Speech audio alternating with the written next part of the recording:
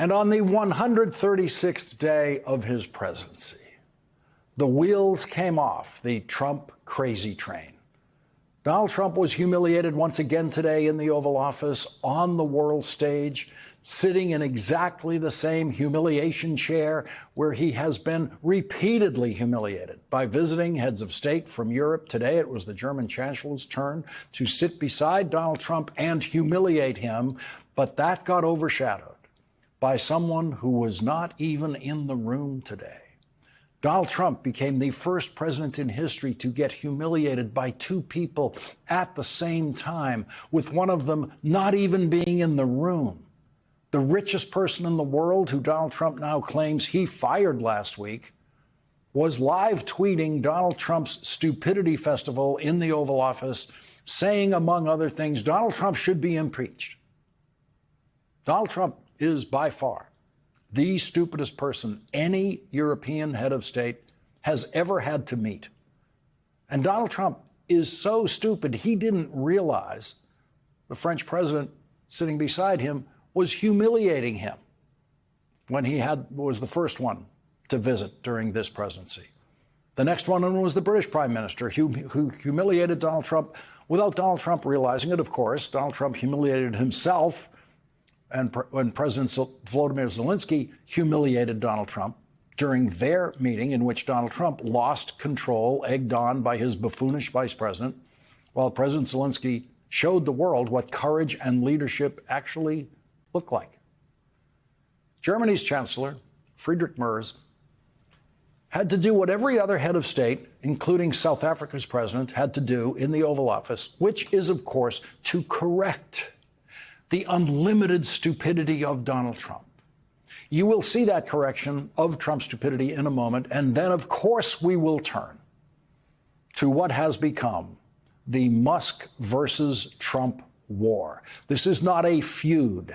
This is the world's two craziest, most dangerous rich people, each trying to find a way now to completely destroy the other. Not feud with the other, destroy the other. Elon Musk is now calling for the impeachment of Donald Trump. Donald Trump is now calling for cutting off all government contracts with Elon Musk's companies. Steve Bannon, Trump ally, is now calling for Elon Musk to be deported. All out madness has broken out in Trump world, with Donald Trump at the center of the madness, causing all of the madness. But before we turn to that, we'll focus on that moment in the Oval Office today that was another moment of disgrace for Donald Trump. Donald Trump showed his juvenile goofiness and sheer ignorance when he laughed, yes, laughed about tomorrow's anniversary of D-Day, thereby taking his new place in history as the first president in history to laugh about D-Day. A day when no one in the Trump family was killed, but 2,501 American soldiers were killed storming the beaches of Normandy on this country's most heroic and history-changing single day of warfare. U.S. Army General Dwight Eisenhower, who was in command that day, later becoming President Eisenhower, made the brilliant and difficult decision to choose June 6th, 1944, for the D-Day invasion of France at the English Channel, which was France being then controlled by Nazi Germany. The success of the D-Day invasion was the beginning of the end of World War II and the beginning of the end of the reign of terror and genocide in Germany by Adolf Hitler, who many German generals had already been plotting to assassinate before D-Day and after D-Day. The German chancellor brought up the D-Day anniversary as an example of the kind of allied effort that is needed now to save Ukraine. We all are looking for measures and for instruments to bring this terrible war to an end. And may I remind you that we are having June 6th tomorrow. This is D-Day anniversary, when the Americans once ended a war in Europe. And I think this is in your hand in specific, in ours. That was not a pleasant day for you? No, that was not a pleasant. This was not a great in the day. long run, Mr. President, this was the liberation of my country from Nazi dictatorship. That's true. That's true. And we know what we owe you. But this is the reason why I'm saying that America is again in a very strong position to do something on this war and ending this war. So let's talk about what we can do jointly, and we are ready to do what we can. And you know that we gave support to Ukraine, and that we are looking for more pressure on Russia. The European Union did, and we should talk about that. That vulgar lump of a man who just laughed about D-Day kept a book by Adolf Hitler at his bedside, according to his first wife. That Hitler reader is the first president of the United States to say that D-Day was not a great day. Donald Trump said, this was not a great day for you. That's because Donald Trump has no idea what Hitler was doing to every German soldier, to every citizen of Germany. The generals weren't the only ones who thought that Hitler was insane by that time. And so the German chancellor had to explain to the ignorant president that it was no fun living under the madman dictatorship of Adolf Hitler, and that D-Day was the beginning of the liberation of Germany from Nazi dictatorship. The people who were suffering the worst on D-Day were not in battle. They were in Hitler's death camps. And D-Day meant that some of them were going to survive. Some of them would not starve to death by the time General Eisenhower's troops liberated the death camps. Some of them would not have already been put to death. Some of them would hang on. You can spend a lifetime hearing people make references to D-Day, people who were alive at the time, people who remember it, and people born long after D-Day, and never see someone smile or laugh about it, say anything about it that makes them laugh. That's the kind of disrespectful, ignorant behavior that you can only get from a Hitler reader like Donald Trump. Donald Trump suffered in silence for 3 days after Elon Musk attacked him, calling Donald Trump's Republican budget bill a disgusting abomination. But today, almost exactly 3 days later to the hour, when Elon Musk attacked him and issued his first tweet against Donald Trump that began with the words, "I just can't take it anymore." Today, prompted by a reporter, Donald Trump finally broke his cowardly silence, and then the insanity really started. Look, you know, I've always liked Elon, and it's always very surprised. You saw the words he had for me, and he hasn't said anything about me that's bad. I'd rather have him criticize me than the bill, because the bill is incredible. Donald Trump got his wish. Elon Musk decided to criticize him directly. Elon knew the inner workings of this bill better than almost anybody sitting here, better than you people. He knew everything about it. He had no problem with it. All of a sudden he had a problem, and he only developed the problem when he found out that we're going to have to cut the EV mandate, because that's billions and billions of dollars, and it really is unfair. He knew it better than almost anybody, and he never had a problem until right after he left. And if you saw the statements he made about me, which I'm sure you can get very easily, it's very fresh on tape, he said the most beautiful things about me. And he hasn't said bad about me personally, but I'm sure that'll be next. Well, he got that right. Elon Musk then live tweeted, whatever, keep the EV solar incentive cuts in the bill, even though no oil and gas subsidies are touched, very unfair, but ditch the mountain of disgusting pork in the bill. Elon Musk did not actually identify the so-called pork in the bill. He also denied that he knew what was in the bill, saying this bill was never shown to me even once and was passed in the dead of night so fast that almost no one in Congress could even read it. Elon Musk tweeted that over a video of Donald Trump speaking in the Oval Office minutes before Elon Musk tweeted it. And then Elon Musk told Donald Trump what Elon Musk believes Donald Trump owes him. Without me, Trump would have lost the election, Dems would control the House, and Republicans would be 51-49 in the Senate. Such ingratitude. And that is a perfectly reasonable political argument, perfectly reasonable political case to make about how that election was won and lost. We've all spent our lives hearing how much money matters in politics. Money is everything in politics and in campaigns. And that makes it entirely likely that when the richest person in the world decides to make the biggest political contribution in history, it would make a difference, a decisive difference. Donald Trump in the Oval Office with the German chancellor beside him humiliated himself by desperately insisting to the world that he would have won without Elon Musk. I would have won Pennsylvania easily anyway. We'll never know.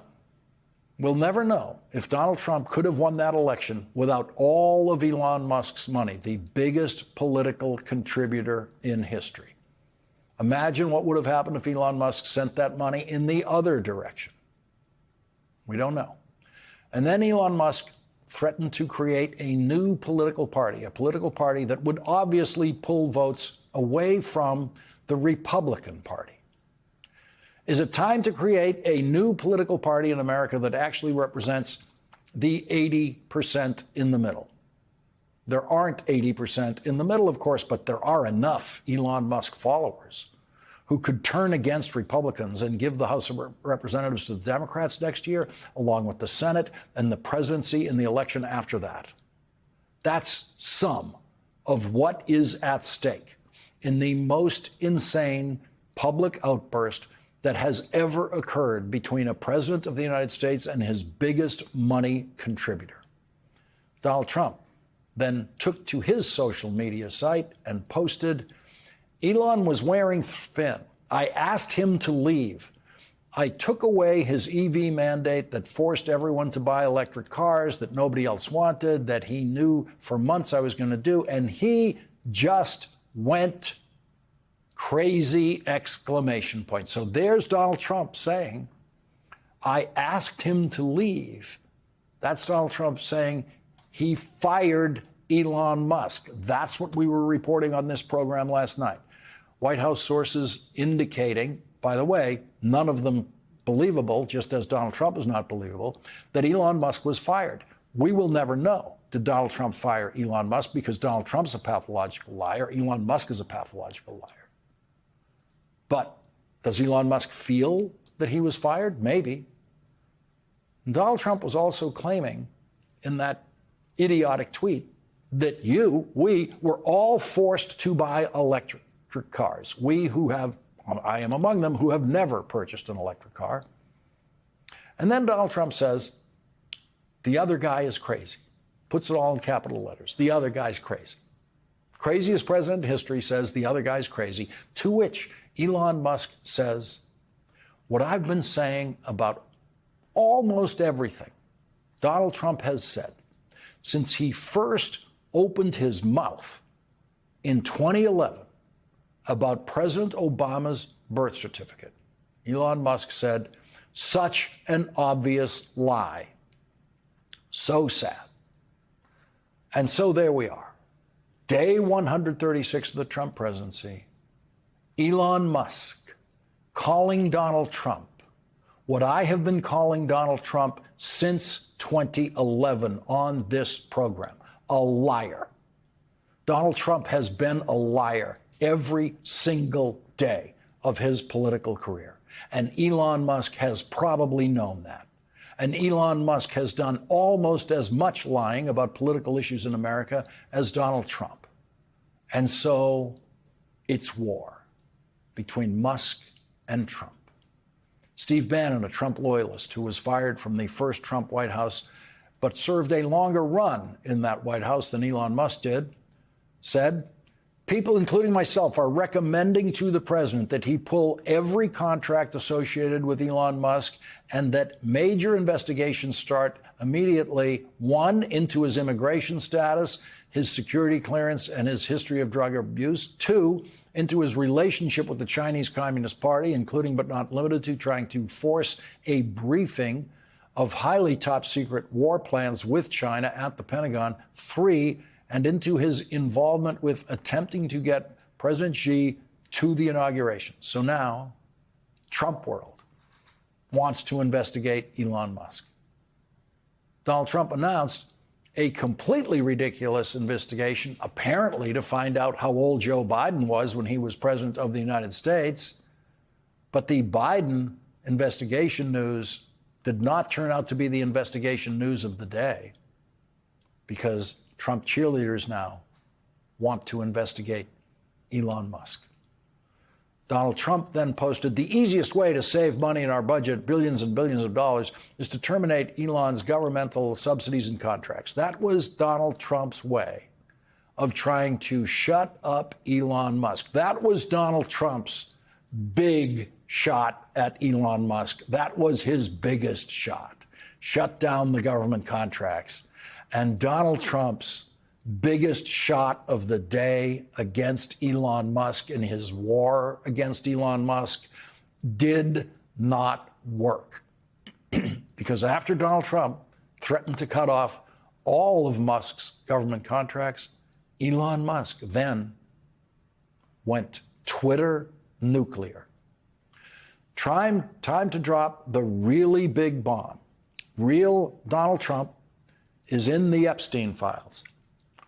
That is the real reason they have not been made public. Have a nice day, DJT exclamation point. And just to top that off, Elon Musk said yes to a follower of his who said, President versus Elon, who wins? My money's on Elon. Trump should be impeached and J.D. Vance should replace him. Yes, said Elon Musk to that. Impeach Donald Trump. And so they have both fired their biggest shots at each other. The question for Donald Trump, who spent the last 3 days in fearful silence about Elon Musk, is, can he crush the richest person in the world?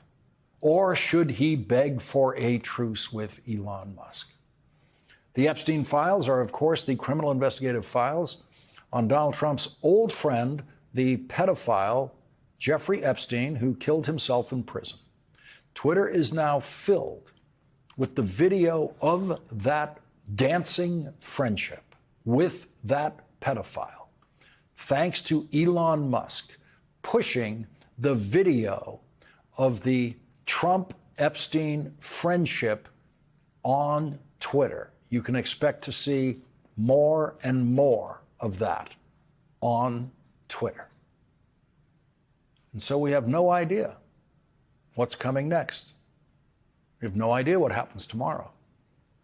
But we do know that Donald Trump will be humiliated, and we do know that Elon Musk will continue to suffer huge financial losses, as he did today with the Tesla stock price crashing, losing $152 billion in market value, thanks to Elon Musk's madness today, which will win him no fans among good and decent people who oppose Donald Trump and who will never buy a Tesla again, because they will never forget what Elon Musk did with the money that they paid him for their Teslas. They will never forget what Elon Musk did during his worship Donald Trump period. Good and decent people will never forget Bill Gates' description of Elon Musk as the world's richest man killing the world's poorest children, because that is exactly what Elon Musk did and what he's continuing to do tonight. And those children are dying tonight because of Elon Musk. And so 2 madmen are at war. And we have no idea what happens next. But we can only hope that it helps derail the mission of non-stop cruelty that the Trump White House is visiting on this country and the world every day.